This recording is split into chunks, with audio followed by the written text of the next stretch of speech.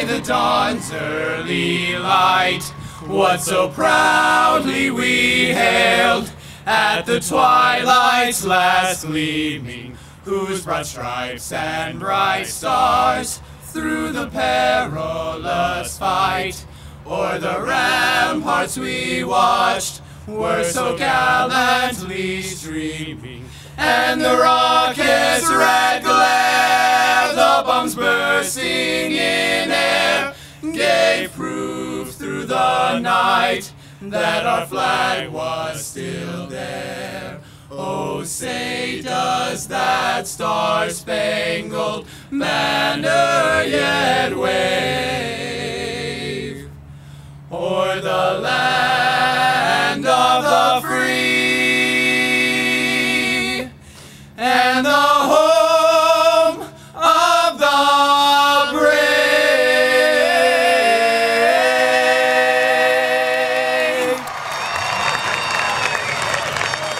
Hello everyone. I want to start by welcoming you all to the graduation of Northgate's class of 2008. I don't want to talk too long because I know we all are anxious to hear the other speeches and, of course, accept our diplomas. Most of you probably know me as the class clown of 2008, but I want to address a matter that is very important to everyone here and around the world: gas prices. Sorry. Well, it's part of what I want to talk about, our futures. Most of us have been going to school with each other for all 4 years of high school. Some of us have been going through 8 years of middle school and high school, and some of us all 12 years of our high school careers and madras and middle school. Next year, we'll be scattered around the nation, maybe even the world. My point is, all our lives are changing. We're all going to be starting something new. It's a little scary, but it's extremely exciting. We have the chance, nay, the privilege, to show the world who we are and what we are made out of. Many of you heard on Honors Night that our class was awarded $1.5 million in scholarships. We have around 400 students graduating, which makes our scholarship total approximately $3,750 per student. I think we may have been cheated out of some money. All of us have the potential to be $1 million individual. I want to challenge all of you. I want each and every one of us to come back on our 10-year reunion rich. I'll make it even easier for you. You don't even have to be rich with money or material things. I want all of you to be rich with wisdom and education. I want nothing more than to graduate with all of you from college in 2012. We might not be in the same state, but we will be together in spirit. After all, we Northgate Vikings do have the most spirit, am I right?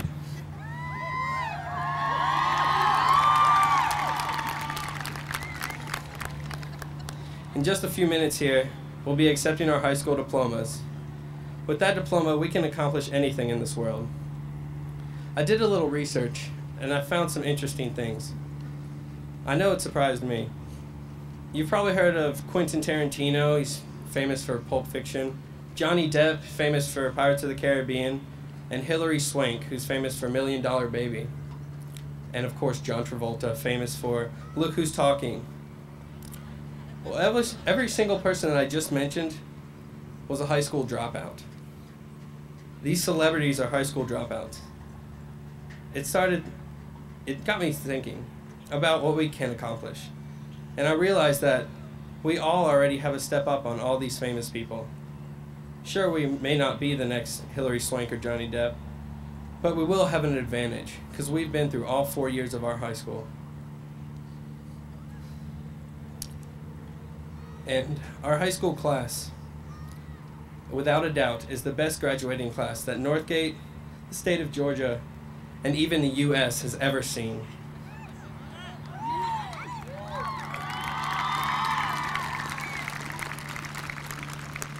Lastly, I want to wish you all good luck. I'll always be here for you guys, and I hope you know that. I hope to see all you back in 10 years. And if I don't, I hope we all keep in touch some way. Thank you for a great 4 years, guys. and the grandest senior year ever. I want all of you to sit back and enjoy watching the first steps into our future. Thank you. Many people look back on high school as one of the most enjoyable times in their lives.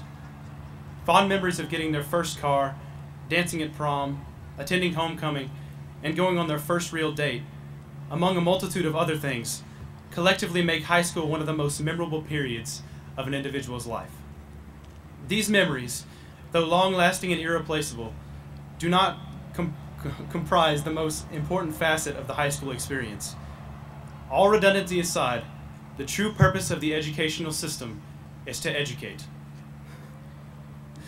Arguably, high school is the point in students' lives when they begin to shape their futures, discover their passions, and acquire the skills they will need throughout their lives. They discover their own characters and personalities, while simultaneously exploring a variety of topics, ranging from biology to British literature to calculus. They're expected to have some level of both cognitive and practical applicability for this wealth of highly differentiated subjects. Now, to some, this may seem like a reasonable course of action, to give each student a well-rounded, pragmatic exposure to this broad spectrum. However, at some point, all students discover that the process is somewhat questionable. In every student's career, there comes a moment when they pose the question, why do I have to learn this? At some point, they state, this is never going to help me in real life. I've shared the sentiment. In 1 year's time, I acknowledge that I will most likely forget the majority of what I learned at Northgate High School. In writing this speech and considering this idea, the aforementioned statement raised this question: what is the purpose of education? If we are only to forget what we learn in high school, then what is the purpose of the education that we receive here? And for that matter, what is education? I think Albert Einstein put it best when he said, education is what one remembers when one has forgotten everything they learned in school. As with most philosophical answers, this raises only more questions. Well, it's time for me to put my proverbial 2 cents in on the issue. To me, this statement has come alive over the last few years. I've finally come to some understanding of what this incredible thinker was saying. This education, this unforgettable truth that Einstein refers to, is experience. It's highly unlikely that any of us will remember the contents of a textbook or the experience that we made through the classes and activities in which we participated. However, before I continue, I would like to make it a point that I am not deeming education in the traditional sense that we know it as useless. I'm the first to recognize that education is anything but trivial. I do believe the act of learning new concepts, ideas, and facts is essential to the personal development both as a scholar and as a rational human being. It is in this facet that I find great merit in our educational system. But I digress. Personally, in 5 years, I don't expect to remember who the 8th President of the United States was. I don't expect to be able to run a mile in under 7 minutes. And I don't expect to remember all the lines of Antigone by Sophocles. However, I know that because of AP US history, I will remember what constitutes usage of the word busy. Because of Northgate baseball, I will remember what constitutes usage of the word tired. And because of Northgate theater, I will remember what constitutes usage of the word stress. As you can plainly see, experience has played a central role in my high school education, both inside and outside of the classroom. However, there's one more question left unanswered. How do we put ourselves in situations that produce valuable experience? I think one of my teachers put it best when he said, people who are successful are those who are willing to be busy and take on challenges. It seems quite simple, but the statement cuts to the heart of the matter. How many people become famous for doing what is easy? How many people make it to the top of their profession by working a 40-hour work week? No one achieves anything significant or world-changing by doing what is popular or what is easy.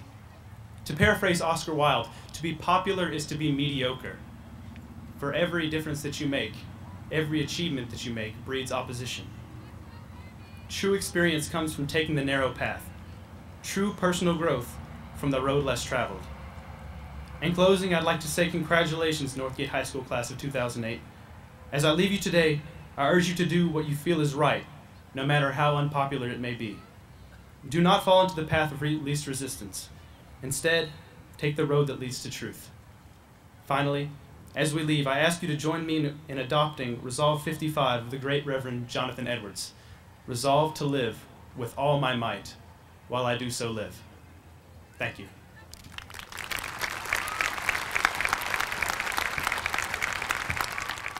Graduating class of 2008, I stand before you as your valedictorian. As such, I've been given the opportunity to address you all and offer a goodbye of sorts. Now, I'm aware that, as valedictorian, I'm supposed to possess some sort of insight into the meaning of life. I'll tell you right now that I don't. I'm only an 18-year-old girl, after all. How much life experience could I possibly have?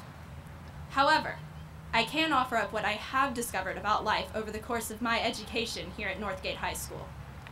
Just so you know, I'm not going to say anything groundbreaking here. I'm just speaking what I have found to be true. Nothing more, nothing less. First, never underestimate your potential. More so, never be ashamed of what you are. Do your best even when people expect less of you. The very fact that you sit before me right now proves that you have the ability to accomplish almost anything if you're willing to put in the time and effort. Did you really want to read Great Expectations, come in early for review sessions, run all those drills at practice, or spend that extra hour cramming for finals? Probably not. But the fact that you made yourself do what you had to do, whether you wanted to or not, simply because it had to be done, shows that you deserve to be a part of the graduating class of 2008. My second piece of advice, never cease to be curious. I firmly believe that a good teacher is one who is able to awaken natural curiosity in his students, and for that curiosity to remain long after class is ended. Furthermore, I see education as something that is ongoing as long as one continues to learn. Do not accept anything at face value. If you become complacent, you will cease to grow as a person, and there is nothing more unattractive than a static person. Question everything. It makes your mind active instead of passive. When you question something, your mind automatically begins searching for answers. These answers open your mind to a whole new realm of possibilities that you may have never considered before. And do you know what they call that? Personal growth. Third on my list of truths I've discovered over these past 4 years is this. It is not the end of the world if someone dislikes you. In fact, it may just mean that you're doing something right. Universal popularity can never and will never be achieved. There will always be someone who will try to convince you that your way of thinking, your way of acting, your entire outlook on life is wrong. Don't listen to him. Oscar Wilde once said, "Be yourself. Everyone else is already taken." Over the years, this has become one of the most overused pieces of advice in the history of the world. But by the same token, it's a cliche for a reason. Once you stop worrying what everyone else thinks about you, you will finally be able to respect yourself. And once you can accept yourself, flaws and all, others will too. And if someone doesn't, you'll be secure enough in your sense of self-worth that it won't bother you. The fourth and final piece of advice I have for the class of 2008 is dream big. Chase your dreams. You have to fight tooth and nail to make your dreams a reality. Society likes ambitious people. Ambition allows people to continue to dream once they realize that dreams can come true. It keeps society progressing and growing. After all, where would we be without great dreamers like Walt Disney, who famously said, "If you can dream it, you can do it." Never forget that. But, by the same token, it does not do well to dwell on dreams and forget to live. If you can find the right balance between dreams and reality, you will go far in this life. As we prepare to leave Northgate High School for the last time, I want you all to take a look around you. Though we may be such a large class that we don't all know each other, we are all united as the one and only Northgate class of 2008. Today is the last time we will all be together as a group. We're about to leave behind people we have had classes with since kindergarten. This is an ending. No matter how many times they tell us that commencement means beginning, we're all leaving something behind us today. So enjoy this little time we have left together. For tomorrow will come and today will be gone. Class of 2008, I have one last thing to say to you. They say that someday, before we die, our lives will flash before our eyes. Let's make ours worth watching. Thank you.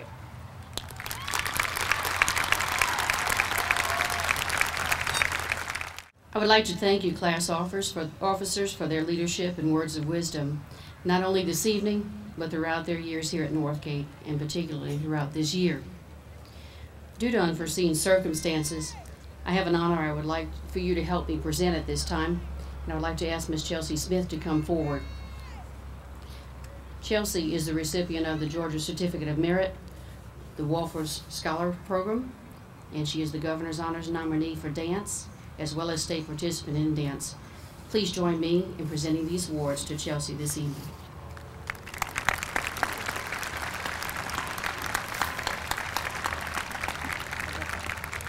The class of 2008, you have displayed your maturity and your leadership throughout your time here at Northgate, and particularly this year as leaders of your school. I want you to know how very proud I am of each and every one of you this evening. It's my hope that you find happiness in your path you choose beyond the doors of Northgate High School. The respect you've shown to your peers, to your teachers, to the Northgate staff, and to me did not go unnoticed. You are truly a wonderful group of individuals, and I wish you the best that life has to offer. At this time, I'd like to introduce our special guests this evening. Superintendent of the Coweta County School System, Mr. Blake Bass.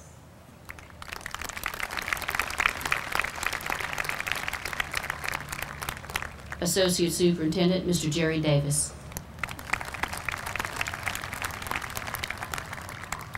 Our school board members, Mr. Frank Foreman, Mr. Frank Farmer, Chairman, Ms. Sue Brown, Mr. Winston Didell, Mr. Harry Mullins, Mr. Mike Sumner, as well as retired superintendents, Dr. Robert Lee and Mr. Bobby Welch.